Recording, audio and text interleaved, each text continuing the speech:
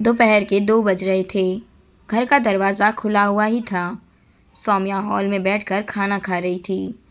अभी पहला निवाला मुंह में लिया ही था कि घर के बाकी सदस्य चेहरे पर उदासी लिए घर में घुसे। सौम्या ने अपना खाना जारी ही रखा।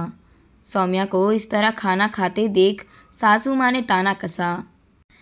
यहाँ तो हम सबका खाना छूट गया है और इसे देखो, आराम से बैठकर खाना खा रही है। यही होते हैं बहुओं के लक्षण। सौम्या ने उनकी बात को सुना अनसुना किया और अपने खाने पर ही फोकस रखा। सासू माँ ने हाथ नचाते हुए कहा, यहाँ कर्जा उतारने के चक्कर में मेरे और छोटी बहू के सारे गहने बिक गए। हमारी जान मुंह को आ रही है और इसे देखो, कोई फ़र्क ही नहीं पड़ा। खाने में देखो, हलवा पूरी खा रही है। पहली बात तो ये है कि इस घर में होता क्या है मुझे नहीं पता। दूसरी बात, मेरी इच्छा मुझे क्या खाना है। और रही बात आपके गहने बिकने की, तो मैं क्या कर सकती हूँ। ये तो आप लोगों के कर्म थे जो लौट कर आए हैं। सौम्या की इतना कहते ही सासू माँ कुछ कहना तो चाहती थी, लेकिन अविनाश ने इशारा कर चुप करा दिया। सौम्या खाना खाकर अपने बर्तन रसोई में रखने गई और उसके बाद सीधे अपने कमरे में और वहाँ जाकर पलंग पर लेट गई। पलंग पर लेटे ही पिछली बातें उसके दिमाग में घूमने लगी। उस दिन सुबह से सौम्या इधर से उधर दौड़े जा रही थी। अविनाश भी अभी तक घर नहीं पहुँचे थे। सौम्या बिल्कुल परेशान हो चुकी थी, लेकिन घर में किसी को भी इस बात से कोई लेना देना नहीं था। आखिर देवर ने सासू माँ की तरफ इशारा किया तो सासू माँ ने बेरुखी से कहा, हमने तो पहले ही कहा था फालतू के कर्ज लेने की ज़रूरत नहीं है, पर सुनता कौन है। रख दिए अपने गहने गिरवी, अब परेशान हो रही है। बड़ों की बात नहीं सुनोगे तो ऐसा ही होगा। एक बार तो सौम्या के मन में आया कि जवाब दे दूं कि अगर आप साथ देती तो शायद ये नौबत ही नहीं आती, पर फिर चुप रह गई। एक तो वैसे भी दिमाग खराब हो रहा था और अविनाश घर पर भी नहीं आए थे। ऊपर से घर में बैठे लोग साथ देने की जगह बस छीटाकशी कर रहे थे। खैर, सौम्या ने ध्यान ही नहीं दिया। अभी भी उसकी नज़रें दरवाजे की तरफ ही लगी हुई थी। उसे इसी तरह छोड़कर सब ने शांतिपूर्वक अपना खाना ख़त्म किया और अपने अपने कमरे में जाकर आराम करने लगे। थोड़ी देर बाद अविनाश घर में आता हुआ दिखा। तब जाकर सौम्या की जान में जान आई। अविनाश के घर में आते ही वो सीधा अविनाश के पास जाकर बोली, क्या हुआ अविनाश, पैसों का बंदोबस्त हो पाया। सौम्या का सवाल सुनकर अविनाश बिल्कुल चुप रह गया। उसकी चुप्पी देखकर सौम्या को एहसास हो गया कि पैसों का बंदोबस्त नहीं हो पाया है। पर अविनाश भी सुबह से भूखा प्यासा है। ये सोचकर सौम्या ने उससे कहा, कोई बात नहीं, पहले खाना खा लो, फिर सोचते हैं कि क्या करना है। मैं पैसों का बंदोबस्त नहीं कर पाया। अविनाश ने उदासी से कहा। एक बार को तो सौम्या की आंखों में भी आंसू आ गए, पर फिर हिम्मत करके बोली, हम दोनों मिलकर इस समस्या का भी कोई ना कोई निदान कर लेंगे। तुम फिक्र मत करो, पहले खाना खा लो। कहकर सौम्या रसोई में जाकर अविनाश के लिए खाना लगाने लगी। खाना लगाते लगाते उसकी आंखों में आंसू आ गए।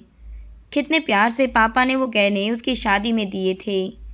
कुछ गहने तो मम्मी के थे जो उन्होंने खुशी खुशी अपनी बेटी को दिए थे। एक एक गहने से उसकी यादें जुड़ी हुई थी। पर पिछले साल अविनाश के बिजनेस में घाटा पड़ जाने के कारण गहने गिरवी रखवा दिए थे, इस उम्मीद के साथ कि बिजनेस चल निकलेगा। पर ऐसा कुछ नहीं हुआ, उल्टा वो पैसे भी डूब गए। क्योंकि उसी बीच ननद प्रतिमा की शादी पक्की हो गई और जो पैसे बिजनेस में लगने थे वो उसकी शादी में खर्च हो गए। एक दो बार अविनाश ने मना भी किया तो सासू माँ ने अच्छा खासा हंगामा खड़ा कर दिया। थक हार कर अविनाश को वो पैसे शादी में देने ही पड़े। अब नौबत ये थी कि ब्याज देने के पैसे तक नहीं थे। बैंक से 2 बार वार्निंग कॉल भी आ चुका था। समझ ही नहीं आ रहा था कि क्या करें। सासू माँ और देवर से मदद भी मांगी, पर उन्होंने साफ मना कर दिया, ये कहकर कि हमसे पूछकर कर्जा लिया था क्या। जबकि उन लोगों का काम भी अच्छा खासा चल रहा था।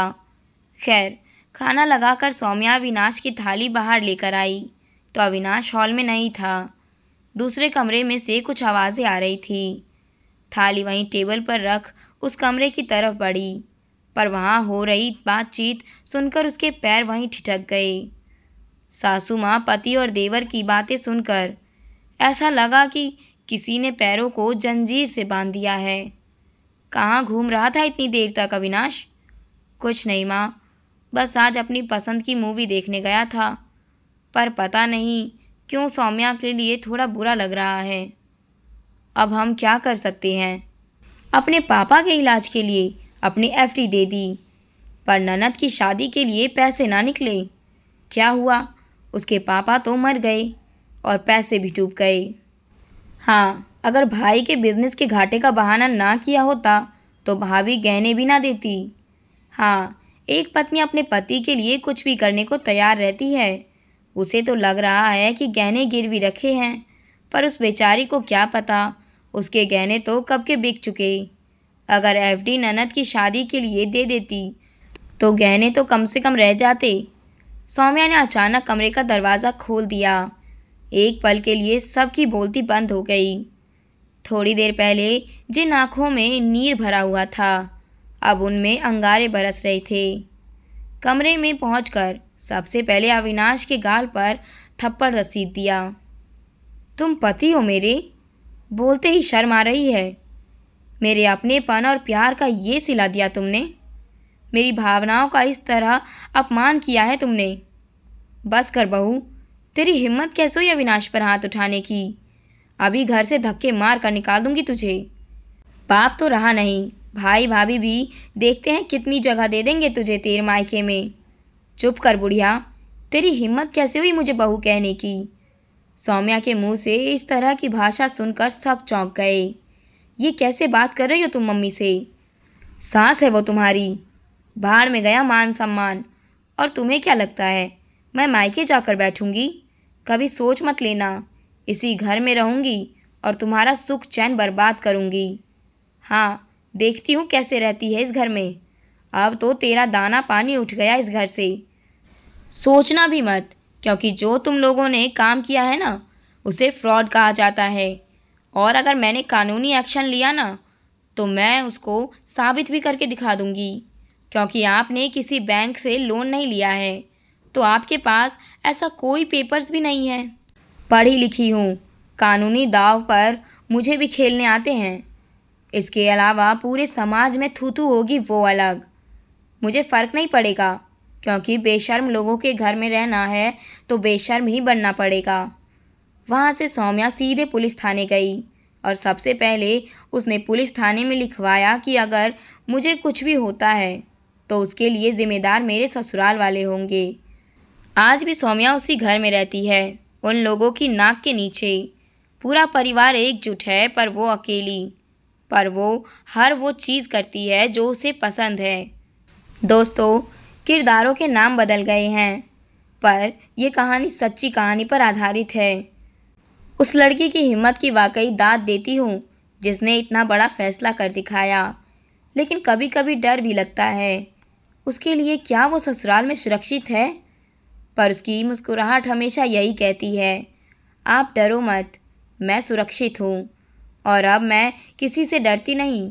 आज वो अपने पैरों पर खड़ी है, किसी की मोहताज नहीं।